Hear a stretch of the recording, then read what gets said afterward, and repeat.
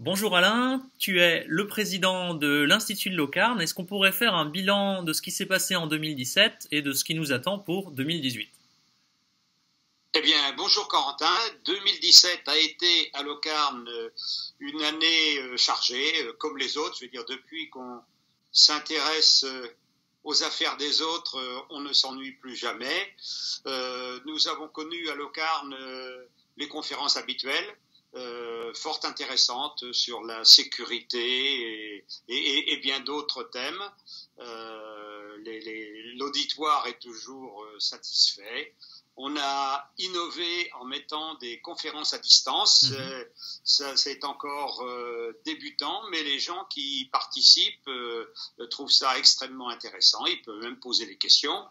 La deuxième chose qui s'est déroulée à Locarn, c'est la formation, avec plusieurs groupes, comme d'habitude, à la fois des créateurs repreneurs d'entreprises et d'autres, des jeunes.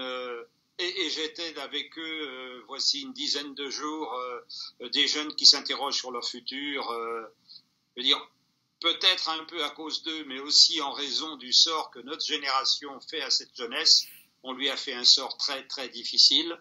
Et il me semble que nous assistons à un retournement de l'emploi. Les demandes sont désormais plus nombreuses que les offres. Et au lieu de critiquer, là aussi, préoccupons-nous-en. C'est ce qu'on va faire à Locarn.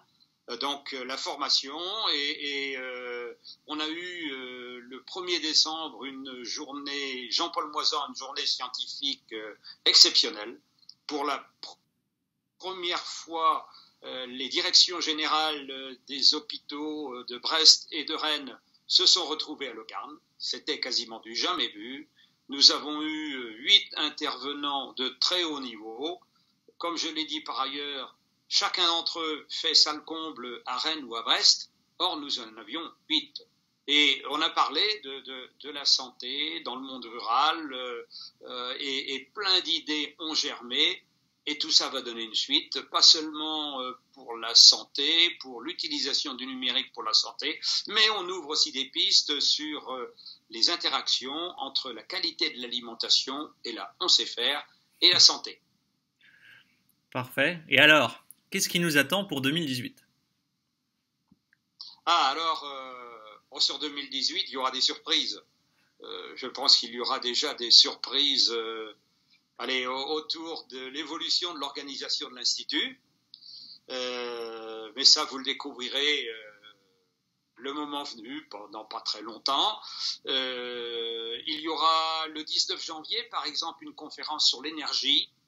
Une thématique sur un sujet qui nous est cher, mais en portant notre analyse, non pas dans la démarche descendante depuis les gens qui produisent l'énergie vers le territoire qui consomme, mais quels sont et où sont les intérêts de la Bretagne et des Bretons autour de l'énergie.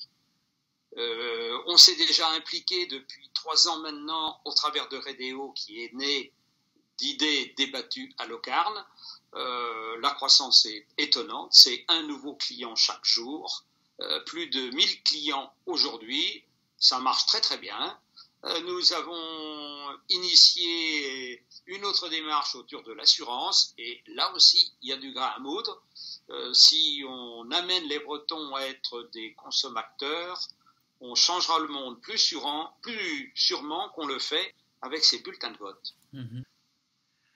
Et en ce qui concerne les territoires ruraux et leur développement, qu'est-ce que l'on peut dire?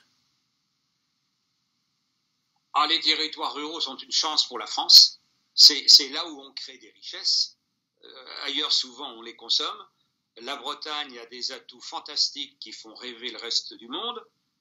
Il ne faudrait pas qu'on permette au reste du monde de rêver au point de nous absorber. Nous avons subi Paris, pour ne pas dire le Grand Paris qui nous arrive, parce qu'un certain nombre de nos élites préfèrent gérer un Grand Paris en compétition avec Londres, Berlin, New York ou Shanghai, avec des Jeux Olympiques et autres. Pourquoi pas, on est pour une France dynamique, mais il ne faut pas que nous payions le gros prix pour ça, d'autant plus que nous arrivent également les métropoles, et en Bretagne, nous en avons 3, avec Brest, Nantes et Rennes.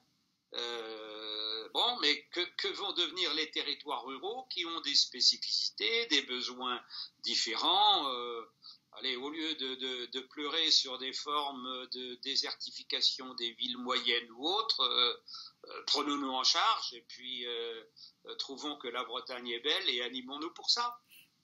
Et pour ce faire, d'ailleurs, je vous invite tous à venir nombreux à Locarn.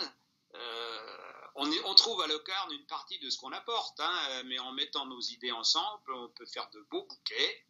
Et je vous souhaite de joyeuses fêtes de fin d'année et selon l'usage, une bonne année et une bonne santé pour 2018.